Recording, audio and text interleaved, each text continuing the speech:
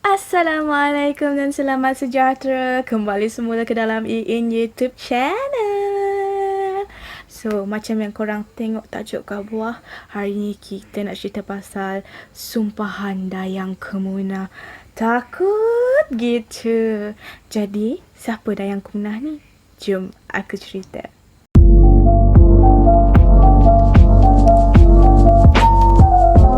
Jadi, apa kisah Dayang Kemunah ni?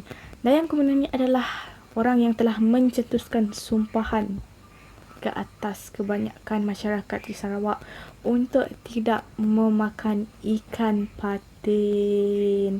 Macam yang korang tahu, ikan patin ni popular lah dekat Semenanjung. Orang buat macam-macam masyarakat pula. Macam-macam masakan. Tapi dekat Sarawak ni ikan patin ni kurang popular sikit. Ada orang makan tapi tak sangat. Jadi macam mana orang Sarawak ni, Dayang Kemunah ni boleh memulakan sumpahan ikan patin ni terhadap masyarakat di Sarawak? Jom aku mulakan. Ikan patin macam yang korang tahu, macam tengok dalam gambar ni lah. Ikan patin ni adalah sejenis ikan air tawar ataupun ikan sungai. Yang lain tu korang tahu lah, macam korang tengok dalam gambar ni. Tak perlulah cakap banyak.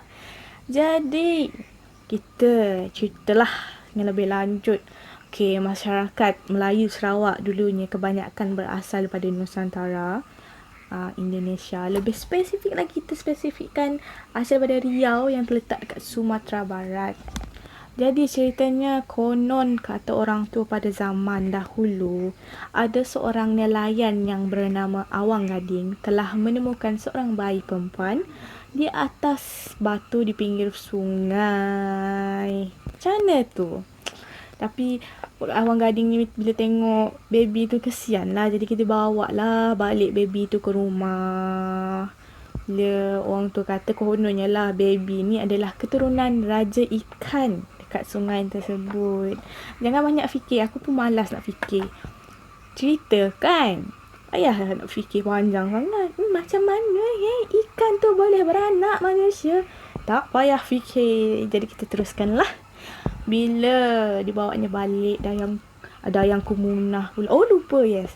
Bayi ni dinamakan sebagai Dayang Kemunah. Dayang Kemunah ni telah dijaga oleh Awang Gading hinggalah membesar menjadi seorang gadis yang cantik serta baik budi pekertinya. Baik sekali. Gitu.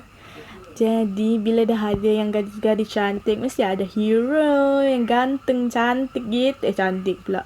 Yang kacak gitu.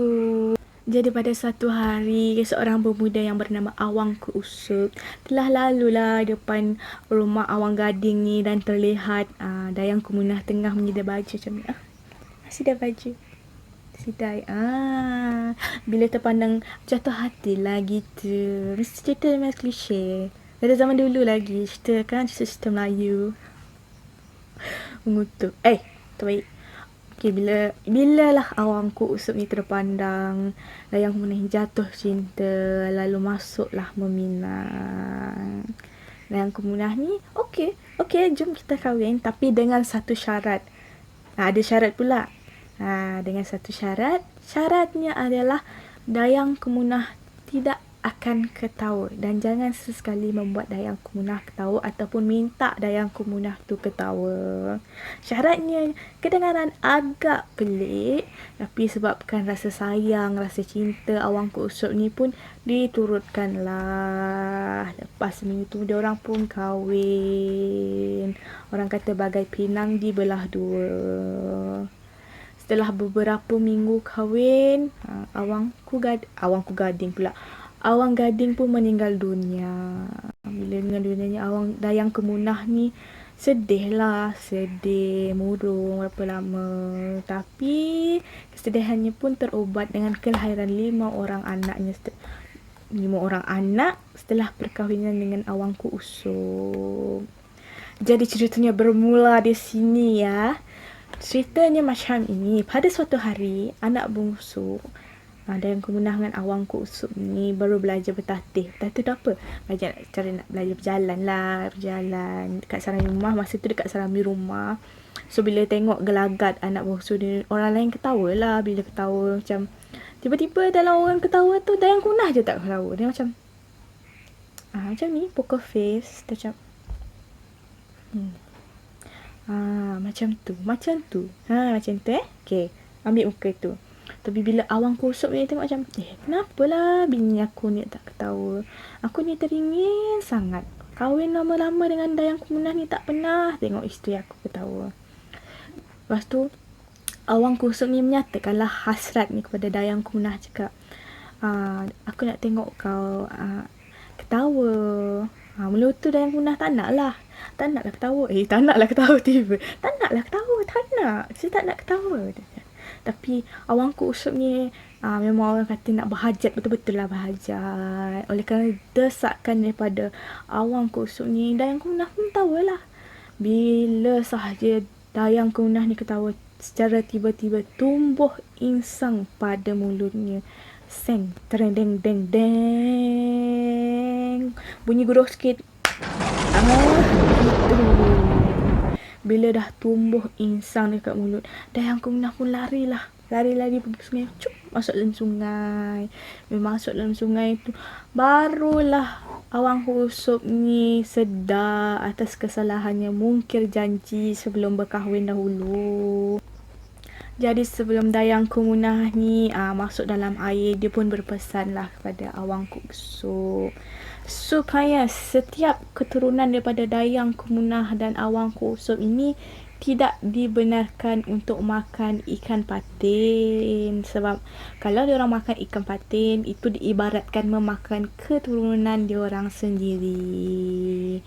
Jadi katanya sekiranya keturunan daripada Awang Kusuk dan Dayang Kemunah ni makan ikan patin, mereka akan menjadi gila ataupun mendapat penyakit yang membawa kepada kematian.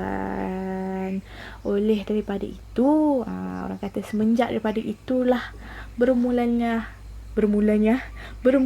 sumpahan Dayang Kemunah terhadap masyarakat Sarawak. Dia taklah seluruh masyarakat Sarawak, maknanya keturunan Dayang Kemunah dengan Awang Kusuk lah yang tak boleh makan ikan patin. Jadi dek kerana kenapa asal aku cakap macam ni oleh kerana zaman berganti zaman, orang bawa cerita ni, jadi macam orang cakap semualah tak nak makan sebab takut sumpahannya kan bermakna akan jadi gila ataupun dapat penyakit yang membawa kepada kematian. Kau bayangkan kau tak tahu kau keturunan Awang Kusuk ke, keturunan Dayang Kemunah ke, tiba-tiba kau makan ikan patin, tiba-tiba gila, akan tak menjadi. Jadi macam tu lah bermulanya sumpahan Dayang Kemunah ni. Best kan cerita dia? Kalau korang nak lagi video-video macam ni, jangan lupa subscribe and like video ni. Sampai jumpa lagi.